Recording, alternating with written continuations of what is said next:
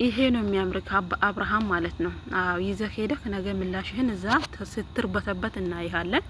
ሩታም ደግሞ ማለት ነው ይሄ ውሳኔሽ በጣም ትክክልና ተገቢ ውሳኔ ነው። ግን በጣም ነው ያረፈድሹ።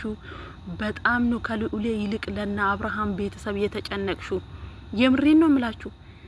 እነሱ ቅንጣት ያህል ላንቺ ያልተጨነቁ ያንቺን ውድቀት የሚመኙ የአብርሃምና ያንቺን አንድነት የማይፈልጉትን የአብርሃም ቤተሰቦች በእነሱ ዙራ ታጥረሽ ለነሱ የምትጨነቂው እነሱ አንድም ቀን ላንቺና ለአብርሃም የልጃችን ሚስት ነች ብለው ዘር አለን ከዚች ልጅ ብሎ ላንቺ ለሰከንድ ተጨንቀው አያውቁም። አንቺ ግን ለነሱ ተጨንቀሽ ልዑሌን 3 ቀን ነው 4ኛ ቀኑ ዛሬ ሳታገኘው ማለት ነው። እኔ ታጠብ ያለሽ አይደለ እንዴት እንዳስቻለሽ ራሱ አላቅም ነው ለመናገር። እነሱ ማለት እኮ እንዴት ልጇ ጠፍቶ ልብስ ለብሳ ትወጣለች ለምን እርቃኗን አልወጣችም የሚሉ ሰዎች እኮ ናቸው።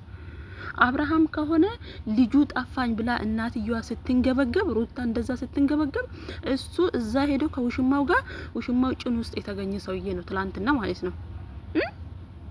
ይሄ ነው አባትነት።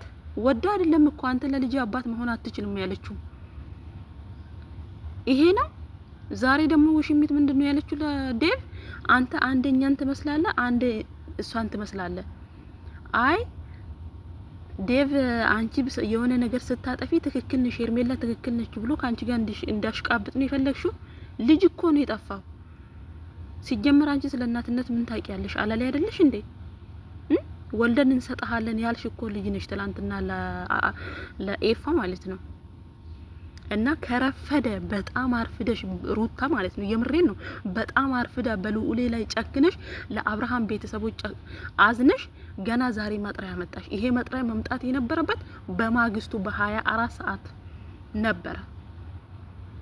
ከዛ ልክ ይገባሉ በእርግጠኝነት ወስደው ወይ ወደ ነጋሽዬ ጋር ወስደውት ነው ወይ የሆነ ቦታ ሸሽጎት ነው።